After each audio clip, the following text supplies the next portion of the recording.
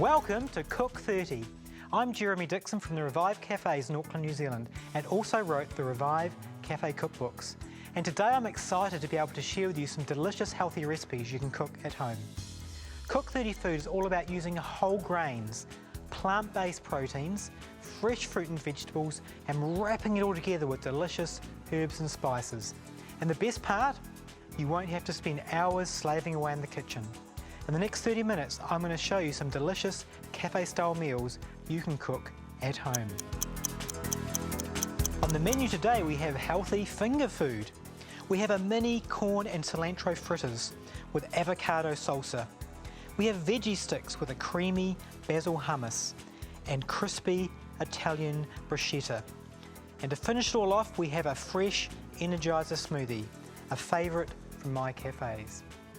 Now, to make a meal in a really short time, it doesn't happen by accident. You want to make sure you're really well set up and prepared. We've got a good chopping board ready to go, sharp knife, clear workspace. We've got a pan on the stove hot and ready to go. The oven's on at 350 Fahrenheit or about 180 Celsius. And we've got the food that we need and a great attitude ready to cook. So let's get started. First thing I'm going to do is the corn fritters. So we're going to mix up this lovely batter and these just lovely ingredients. And we're going to start off with an onion, just a little common onion. And we're just going to put it in this pan and just finely chop it. And this will become a base for our fritters. And if you put the onion in the fritters raw, it's not going to have a chance to cook.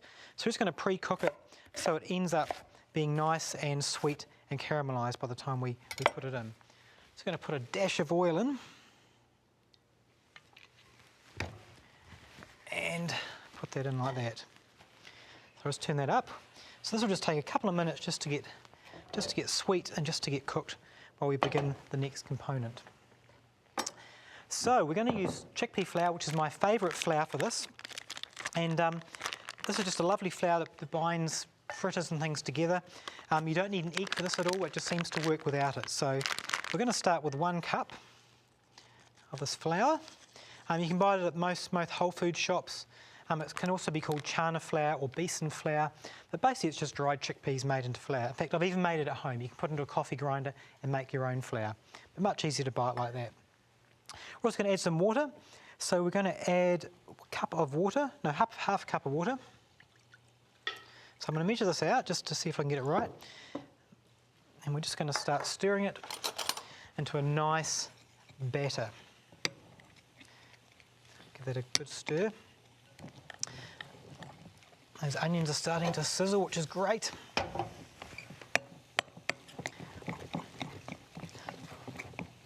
So we've got this into a nice batter. We might need more water, but we don't want to add it yet. Now we're now going to add some corn. I'm going to add some frozen corn from the freezer. And you don't need to defrost it all, just put it in straight frozen, it should be fine. So we're going to put in, what have we got? 2 cups of frozen corn. About that much. And keep stirring. Might just put a little bit more water in. So you get a batter. So every mix tends to be different. So you kind of need to just keep adjusting it. So you've got a batter that's kind of pourable, but it's still nice and thick. I just keep adding water. It's going everywhere. You can also use canned corn, or even better if you've got fresh corn out of the garden, just use a knife and take it off the cob like that. But frozen corn is something you always want to have in your freezer. There we go, we're going to add some salt. So we've got half a teaspoon of salt. Some sweet chilli sauce, or we can just use any kind of chilli, just probably about 2 tablespoons there. If you're using fresh chilli, you don't want that much. And we're going to add the really killer ingredient which makes it amazing, and that is cilantro. So I've got some cilantro in here. And this is the best way to kind of keep your herbs in the refrigerator. So wrap them in a wet paper towel, and you probably need to make it moist every couple of days, and just wrap it in this. It stops all the really dry air that happens in refrigerators, kind of drying the herbs out. So it's a really good way of keeping them nice and fresh and moist. So there we go. Now I'm going to reserve just a little bit for the garnish at the end. We're going to put on top, so just reserve a little bit. And this we're just going to chop up relatively chunkily, if that's a word I can use. Even some of the stems as well. When you get to the stems, you kind of want to chop a little bit more finer. But all the leafy bits, you can leave reasonably thick. So you've probably got around about a cup or so of fresh cilantro, or coriander as they call it where I come from in New Zealand. And this just adds a lovely burst of flavour. Just get these onions going a little bit more.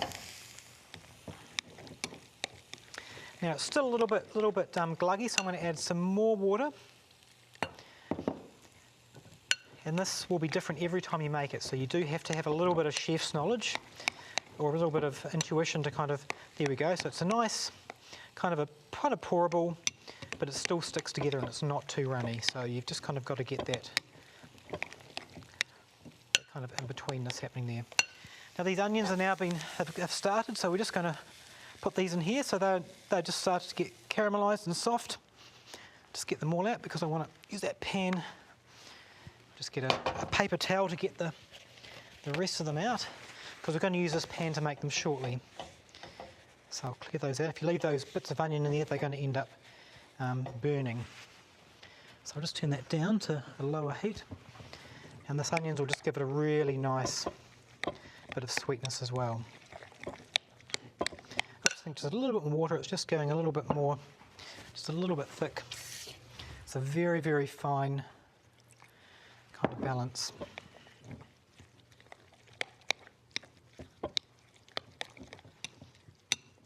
Look at that lovely chunky, whoops. So we're going to just put a little bit of oil in here. Now we're not deep frying, we're not putting an inch thick full of oil in here, just a little drizzle in there just to wet the pan and just a little bit to give it a little bit of brownness. And then we're going to spoon these in. Now we're making mini corn fritters, so we're going to make them about tablespoon size. And again, you can make these bigger or smaller depending on the occasion. So these are just mini ones. So try and get them a similar size. They can be kind of rustically different, but you kind of still want them to be a similar size. So we'll probably do about 2 or 3 batches of these. And make sure just turn it down a little bit so it's not too high. And you probably need around about probably 2 to 3 minutes per side. So they're kind of starting off nicely. Now the salsa goes with this really, really well. So we're going to use an avocado. I'll just clear the board of most of the stuff there. You generally don't want to mix ingredients. So make sure you clear your knife on your board. We're going to use an avocado. What's it like inside? It's always a surprise. Yes, I've got a good one. Avocados are always hit and miss. We're just going to chop this up really finely. So I'll get it out of here. You can make salsas kind of chunky or mushy. I'm going to make this kind of more of a chunky avocado one. So we're going to chop it up, still fine though, like that. And we might just kind of go through here as well, get another slice, and then just chop it up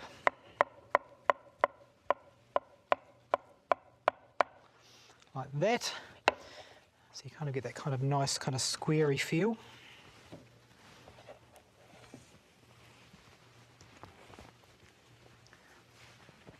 I'm going to put in some red onion, just a little bit, just a little wedge, and going to chop this up really finely. You don't want to be having too many big chunks of red onion when you're having a salsa. See if you can keep it in one piece, and then you can slice the other little bits in.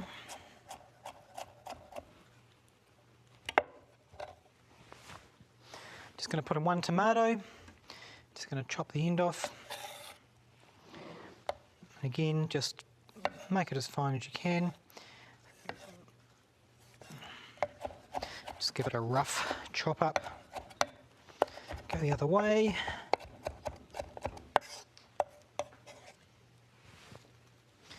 We're going to put in just a splash of olive oil for about 2 teaspoons and the juice of a lemon. I'm just going to squeeze it through my fingers.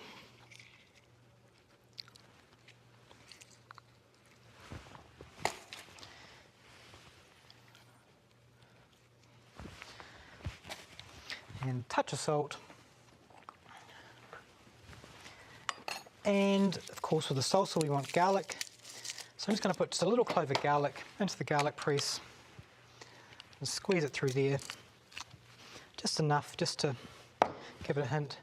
Mix it round, and that is a very simple, lovely salsa that's going to go on these corn fritters. Okay, let's see how these guys are going. Give it a little bit of a flip. Look at that. Sticking together nicely. I'll give them a flip. Look at that. He needs a little bit of work, but we'll have some at the end. There's always usually one that doesn't work out. Alrighty, we need to do the bread, the bruschetta. So fortunately I found a whole wheat French loaf. Look at that. So make sure you find a good whole wheat bit of bread. You can use normal bread, but anything that's whole wheat or brown. Don't use white bread. So we're just going to slice this into strips, and we're going to do it diagonally like this. So look at that, those beautiful grains in there. So we're going to make it probably about 1 centimetre or ½ an inch thick. And we're going to do about 10 of them, I think. 1, 2, 3, 4, 5. So you want a really sharp knife. You can use a bread knife if you want to, but a sharp cook's knife like this will be adequate. 1, 2, 3, 4, 5, 6, 7, 8, 9, 10. Perfect. Just going to lay them on a baking sheet like this. I'm just going to make up a nice garlic kind of olivey oil mix. So probably about 1 to 2 tablespoons of extra virgin olive oil. I'm just going to use some garlic. So I'm going to get 2 cloves of garlic. Whoops. There's nothing like fresh garlic bread. So this makes a really good base for this bruschetta. So around about got 3 little cloves of garlic, which will probably be the same as about 2. I'm just going to squeeze it into this olive oil, like that. And just going to stir it round in here, just like that. So it's just a lovely olive oil garlic mixture. So just get some kind of a brush and brush it on, and this will just smell amazing after a couple of minutes in the oven. It doesn't need to be hugely coated, just enough to let you know it's got some olive oil on there. And you don't need much garlic to really go a long way with this kind of a dish. Oh, that one missed out on some garlic. Oh, I missed that one there. Here we go. So we'll put it in the oven, and these only need probably about 4 or 5 minutes just to warm up and just let that garlic kind of activate and smell really, really nice. Now to go on top of it, we want to make a nice tomato mix to make it truly a bruschetta. So just get rid of the seeds crumbs. And we're just going to chop these tomatoes. We've got some beautiful yellow and red tomatoes. So I'm going to chop the ends off. And we're going to just chop them into really little cubes. And you kind of want to be kind of semi-arty about this, or just semi-careful. And just chop them into strips and into little bits. You can also use cherry tomatoes if you want. Whatever kind of tomato you want to use, and go for the coloured ones, so you can get the orange ones as well. So anything that's kind of quite special. I even saw some purple tomatoes the other day, which look really special. So don't be scared to go outside the norm. And we'll just chop these up.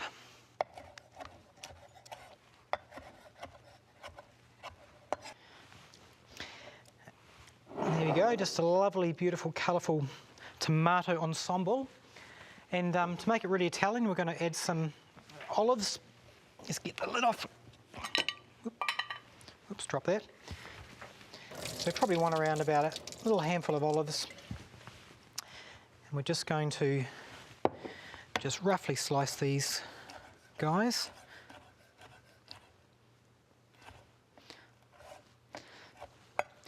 And put it in as well. And mix that around. And that's going to go really beautifully on top of that hot bread. If you've just joined us today on Cook 30, we are cooking healthy finger food. We're starting with mini corn and cilantro fritters with a delicious avocado salsa. We have veggie sticks with a creamy basil hummus, a crispy Italian bruschetta, and to finish it off, a favourite smoothie from my cafes, a fresh Energizer smoothie. Okay, we're going to do the hummus now, the basil hummus in fact. So we're going to use just a normal average hummus recipe that I think I've taught you many times before, which starts off with chickpeas, which is the main ingredient. And you can use it as a can like this, which is incredibly convenient. Or, even better, you can actually do what I do at home, and that's cook them up, cook a big batch up, and I put them in the freezer, and they defrost in about a couple of minutes under hot water. So there's two ways of doing your chickpeas. And add 2 tablespoons of tahini, which is a sesame seed paste, kind of like peanut butter, I suppose, except made from sesame seeds. I'm going to add some lemon juice. Just going to squeeze it through my fingers. So we want around about 2 tablespoons. Now with hummus, every time you make it, it's going to be different. So you're going to need to make sure you kind of adjust for saltiness, for lemonness, for tahini-ness. All the ingredients, because you use natural ingredients, they very rarely are exactly the same. Here we go. Going to put about ½ teaspoon of salt. Going to put some garlic in. Good clove of garlic. Garlic is a really good ingredient to give lots of flavour. And like that. And feels like we've gotten something. A little bit of water, just to make sure it's moving. And basil, of course, so keep the basil in the fridge in this wet paper towel. And we've got just a good, probably a handful of basil in there. So let's start blending.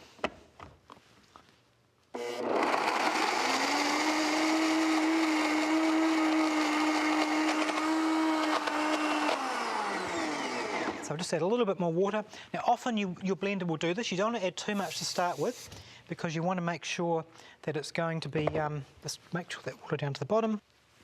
So you want it to be thick enough so that it's thick enough to serve, but thin enough so the blender goes around. Look at that.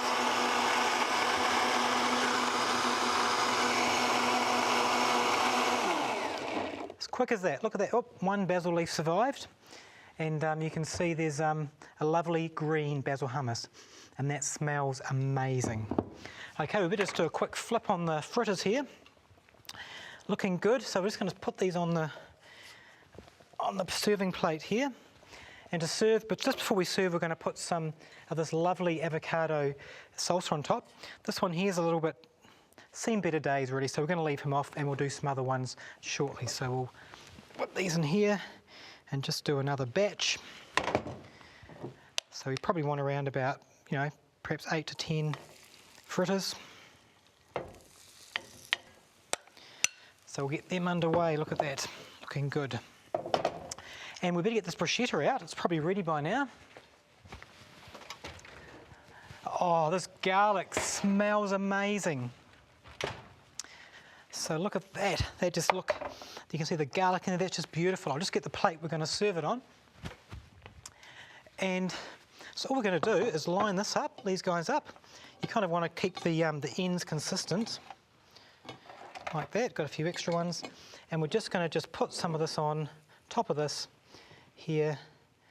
And just going to be lovely bite-sized pieces of loveliness. And we'll finish it off with a bit of Italian parsley just before we serve as well. You don't want to put salt in with this mixture, because salt generally makes tomatoes go really watery. Oh, that just smells. I just want to eat those. They just smell amazing. that garlic, tomato, olivey taste. So that's ready to go. Just a bit of Italian parsley before we serve. So dips and vegetable sticks sounds pretty boring, but presentation is everything. So I've got these beautiful glasses here, and we're going to put some hummus in the bottom of each for dipping. This is lovely basil hummus, remember, and we're going to this is going to be the base of the dip. And the trick is actually pouring this in without spilling any down the sides, which I invariably do. Look at that. And now we're going to just cut up some fresh vegetable sticks to dip in them. So I'm going to start with an easy one, which is asparagus. So with asparagus, you want to basically break it in half, well, near the end, and that'll break, and all the stringy, horrible bits you don't want don't get included.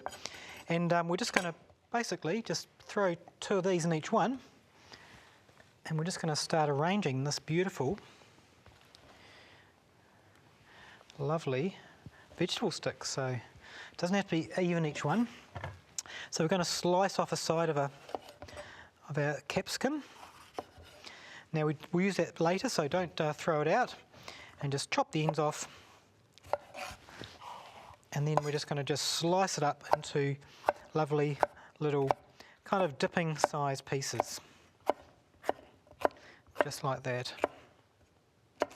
So probably around about 2 per item. Pull off any bits at the bottom. And just going to start arranging these. Don't they look beautiful? This is kind of veggie sticks like you've never had before. Just fire them in there. I'll do about 3 of this one. Or 4. And we're going to get some carrots. I'm just going to peel this carrot. Often I don't peel carrots, but this one's a little bit on the kind of worn side. And we're just going to chop this up. Chop some slices like this. Again, you need a really good sharp knife. So don't have $10, $15 knives in your drawer. Make sure you go out and buy one really good $150 knife. Keep it sharp, and cooking will be a breeze. So we're just going to cut these in half and just make lovely kind of size things to go in here that'll be able to scoop out this hummus. So again, this is a much healthier alternative to snacking than using, potato chips or something that's deep fried and full of flavours. So make sure you try some of these healthy things. And of course, celery. So just trim off the end slightly. And same thing again, just get some slices.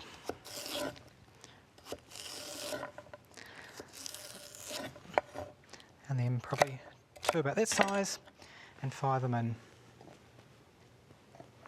Let's see if you can keep them as vertical as possible. And there you go. I bet you've never had veggie sticks like this before. And that's ready for the table. So we'll just flip these guys here. Do some more. Probably need to finish them in the break. But what we do is effectively just get the avocado and just put little wee mounds on top, just like that. And you can just imagine putting one of these guys in your mouth. They're just going to that lovely flavoursome avocado with all that lovely fritter. They're going to be lovely. The Energizer smoothie is a favourite at my cafe, and it's so refreshing. So we're going to start with, we've got frozen strawberries, but before we put them in the blender, we want to start with the oranges, the soft items. Helps the blender. So we're just going to take the skin off 2 oranges, just like this. So this smoothie doesn't actually require any kind of creaminess, it's just a fresh kind of fruitiness. So we'll put the oranges in. We're going to put 2 small bananas or 1 large banana straight in the blender like that, and around about 1.5 to 2 cups of strawberries. And you want the soft stuff at the bottom so the blender can get a chance to go round before the action happens. Just as simple as that. So See, it gets the oranges going, and then the strawberries kick in.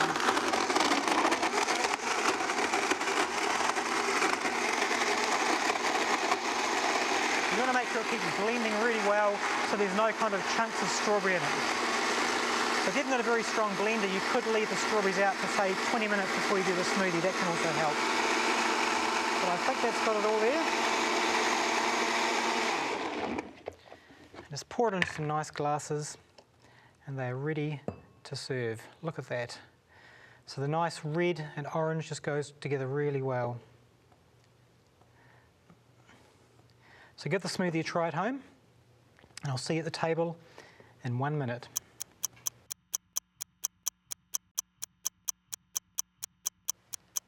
Next time you have some friends around for a dinner party, why not try some of these healthy, whole food options? They're really, really delicious and really good for you. And if I can encourage you in general to start using more whole foods, plant-based ingredients like these in your diet, you'll feel so much better, have lots more energy and vitality, not to mention you'll probably live 10 or 20 years longer. Thank you for joining me today on Cook 30, and I look forward to seeing you next time.